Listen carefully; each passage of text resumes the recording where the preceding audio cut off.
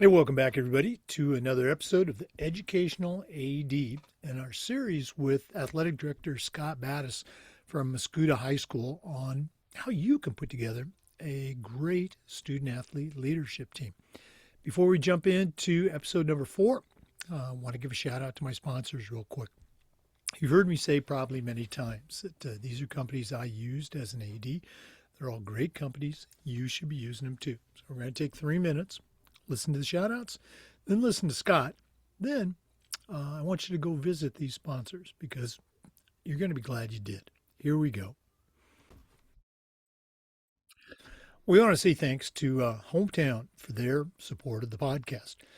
Hometown continues to be a leader in education-based athletics with their solutions that include things like, well, digital ticketing, of course, but how about athletic website construction, fee-free fundraising? The Hometown list just goes on and on.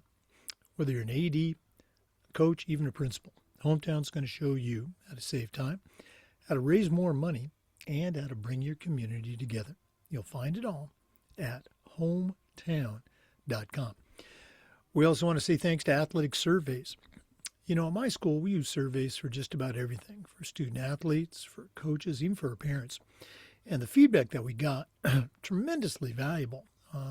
We got to hear from the positives and we got to hear from our squeaky wheels. But the surveys really connected us to our stakeholders, and having that data is incredibly valuable.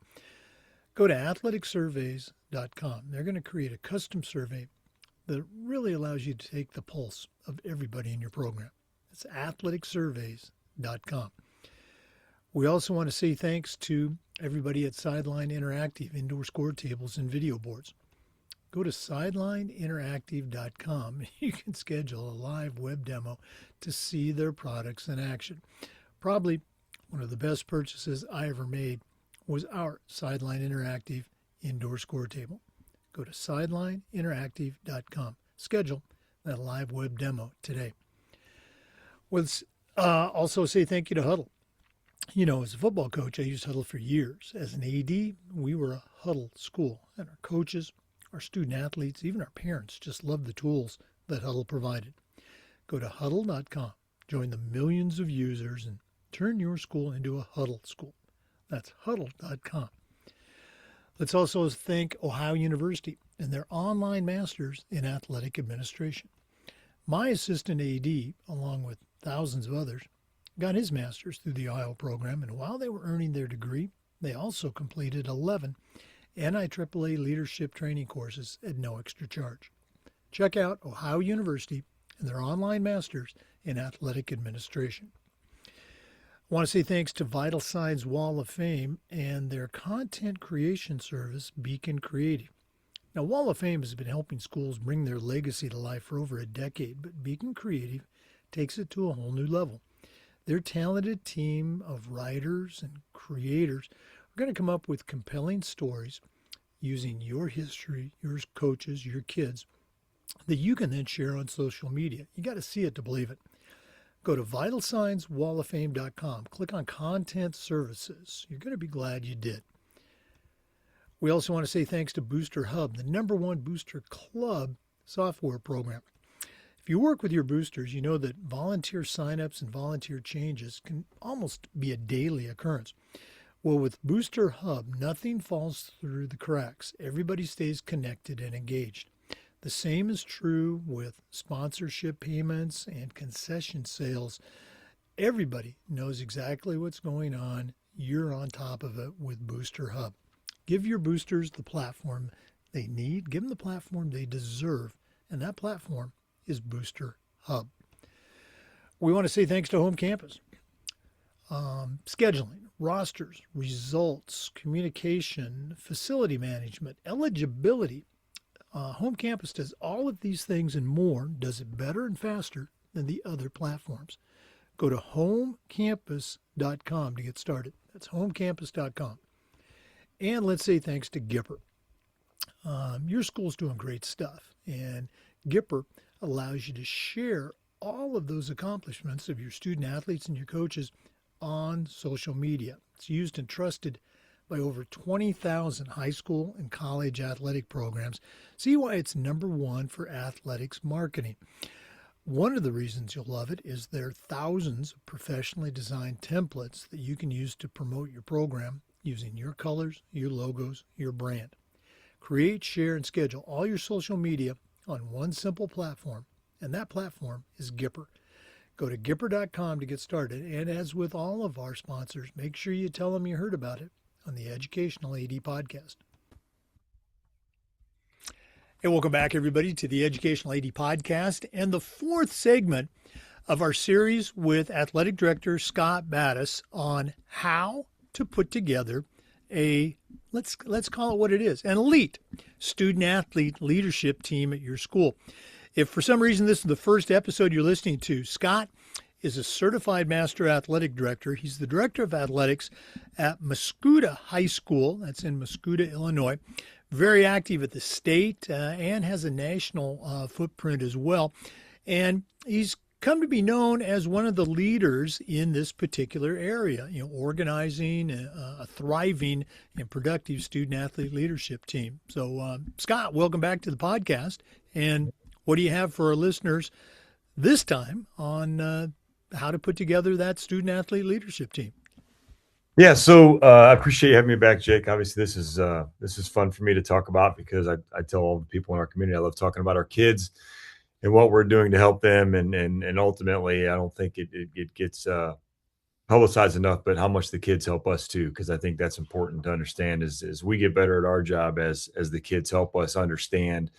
Guys like me that have been doing this in this business per se for 20 plus years, things change all the time. And if we're not adapting to the kids and their needs and the way they react and respond, then we're not doing our job as far as putting our best foot forward to give them what they need to be successful. It takes a lot more different approach these days to be successful than it did in 1997 when I graduated from high school, and then before that and shortly after. So, times change, kids don't. I say that all the time. We deal with you get all these people that say, boy, kids have really changed. No, they really haven't changed. Our expectations have changed. The way we do business has changed, and ultimately how we go about teaching them how to lead and be successful has changed. And so when things change in a way we don't like, oftentimes we need to look in the mirror, and be the first to tell you I do that often because if we're starting to blame kids for our issues, I feel like that's a platform for a disaster for your programs and really for your school. So, don't blame the kids. We'll blame. And what we've come to realize is we have the ability to affect positive change, and our leadership group is a way that we get together on a biweekly basis. And we talk about positive change and positive existence within our programs. And so, if you've listened to the previous segments, you'll understand that there are so many different ways and methods and different skills that work and that can be applied to your athletic program and allow you to be successful. And we choose our leadership program and our kids. We choose to meet biweekly and discuss different topics, different methods, different strategies, and different people. And we give both examples on how to do things and examples on how not to. And what I wanted to talk to you all about today is more focusing on the structure of what we do when we meet. And I think that's important to have some sort of structure. I mean, the last thing you want to do when you have a leadership program put in place, or you're starting to put one into place, is to not exactly know what direction you're headed. I think you need to have a very solid foundation of what you want to teach, how you want to teach it, and how you want the message to come across. And you will, trust me, you will adapt as you go, depending on what types of kids you have in that room. And I think every single year you're going to have a little bit different makeup and a little bit different, just a little bit different energy in the environment. And I'm not saying good and bad, just different. And I think that's important to be able to adapt your lessons to the needs of what that room looks like. And so what we focus on in our leadership program is really three different approaches. And they are all three of these approaches can be talked about in one meeting. One meeting may just focus on one of these topics. And those topics that I'm talking to you about are the structure of what we do. And one of our objectives would be to create a critical topic discussion. So if we're going to meet on Wednesday morning and come in, there may be a critical topic. And I will tell you that a lot of times the way I come up with our topics is I may try to find some sort of crisis or some type of conflict that we're facing at the moment. For example, at the beginning of the fall, we're going to talk about getting our feet wet here and getting away from summer and into the swing of things, and how to adapt back into the team environment with our teammates and our coaches, and how to meet those expectations, and how sometimes the expectations in the summer get us a little bit relaxed from what the expectations are when it's go time, early August. And I think that's a perfect example of something we will focus on in our first couple of meetings in the fall, is how do we get back in the full swing, and how do we get from 0 to 100 faster than the people that we're going to be suiting it up against here pretty quickly come, the third week, fourth week in August. So I think, that's a great way to dive in and finding those critical topics that throughout the year can really help you, or help kind of kids diagnose their own problems or solve the issues that they're having within their programs. Some examples that we talked about, and I've actually you can't see my screen here, but I brought some up to talk about individually as examples. But one thing that we've talked about in the past was a great topic for us to cover, was how little are little things. We hear the word little things all the time. It's something that we talk about as leaders, as coaches, as teachers. You got to do the little things right. You got to do the little things different. Personally, I don't believe there are any such thing as little things. I believe that all things are big things. And if we call things little just by design, that makes them less important than the big things. And we try to rationalize that to people by saying, you need to do the little things. You need to do the little things. Well, you need to do all the things. And little things are part of the big story. And so what I tell people is, look, if your groundskeeper was lining the base paths for a regional championship game because you were hosting, and that line was just a little bit, let's just call it not straight, okay? And you tried to squeeze play to win the regional championship, and that ball was sitting in that little bend that should be a fair ball, but it's foul because your grounds crew lined it wrong.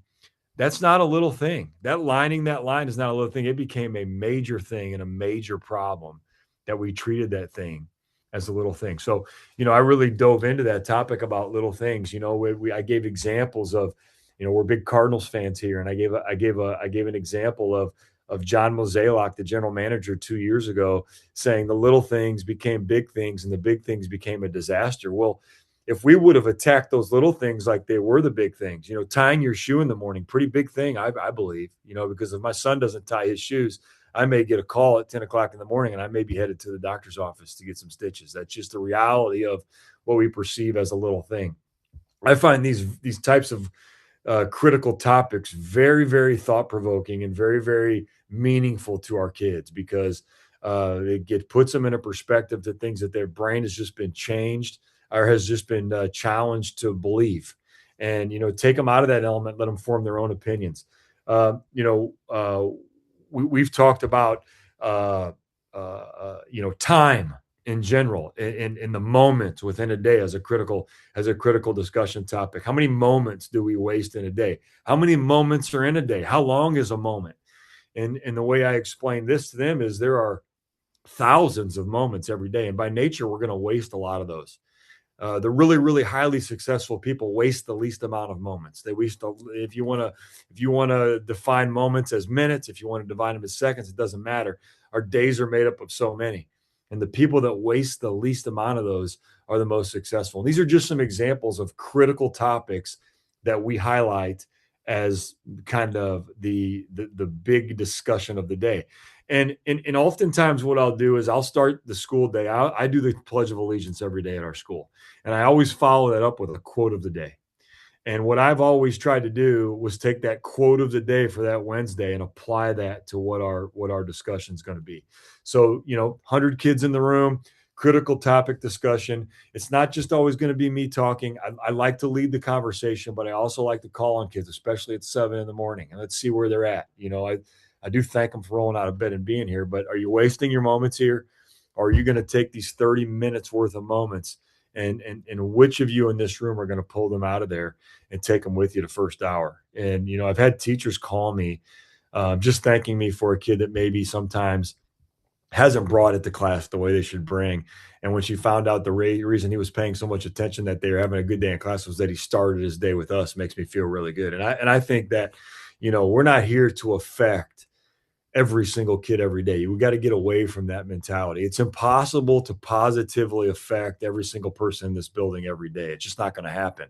It's not reality. We can make that our goal, but it's not reality. But with 100, 105, 108 kids in that room on Wednesday morning, do 15 of those kids take something out of that room and apply it to their first hour class? And I think if they're able to do that, if they're able to build on that, and it just adds to the classroom environment. Now we've not only affected a kid, we've affected that classroom and even that teacher who now feels that she's been able to get through somebody that maybe she hasn't in the past. So there's so many meaningful moments in a day.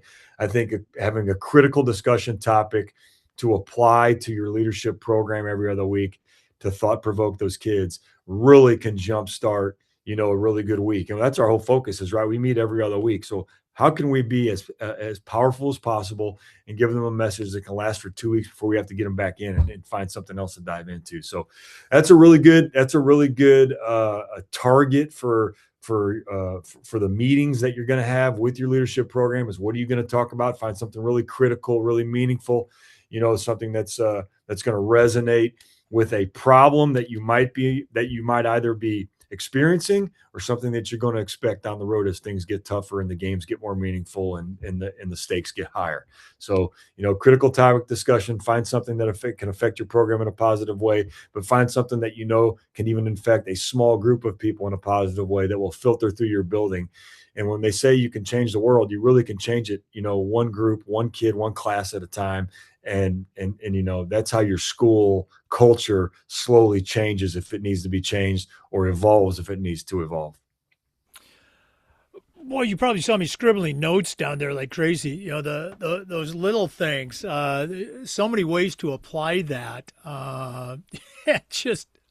Again, I can see how it'd be foundational to not just the program, but as you mentioned, the impact that you can have on a single kid. But Scott, as always, great stuff. This might even be my favorite episode so far. We do this every week, but if one of our listeners wanted to reach out and pick your brain right now, find out more about the program or about how you lead at Mascoutah High School, what's the best way that our listeners can connect with Scott Battas? Yeah, the best way is to reach out to me on email. My last name, Battas, it's Battas, and then the S for my first name. So battas@msd19.org. You can email me anytime. I'm also available on Twitter at Coach B83 is my handle. A lot of followers there, and I do post a lot of information on there as well. So feel free to follow me. Feel free to reach out on it via email, and I'm glad to help. Well, Scott, thanks for another great tip. And again, for our listeners, we do this every single week. So please come back and join us. Scott, we'll see you next time. You bet. Thanks a lot, Jake. For listeners, just a reminder, we upload the Zoom recordings of every interview, including these, to our Educational AD Podcast YouTube channel. As I mentioned, we do this segment every week and just about every day. We try to share stories and best practices from the world of athletics. So please come back and join us again for the next episode of Scott Battas and how to put together a quality student athletic leadership team at your school on the Educational AD Podcast. We'll see you next time. Hey, before we go, let's give one more shout out to all of our great sponsors. Go and check these sponsors out. I used them. You should be using them. They're great. Let's say thanks to Hometown. Go to hometown.com. Sideline Interactive, indoor score tables and video boards. That's sidelineinteractive.com. Athletic Surveys, you'll find them at athleticsurveys.com. Booster Hub, the #1 booster club software platform, boosterhub.com. Huddle, you'll find them at huddle.com. Ohio University and their online masters in athletic administration. Let's say thanks to Home Campus. You'll find them at homecampus.com. Gipper, let them help you promote your school on social media. That's gipper.com. and Vital Signs Wall of Fame. You'll find them at vitalsignswalloffame.com. Thanks again for listening. We'll see you next time on the Educational AD Podcast.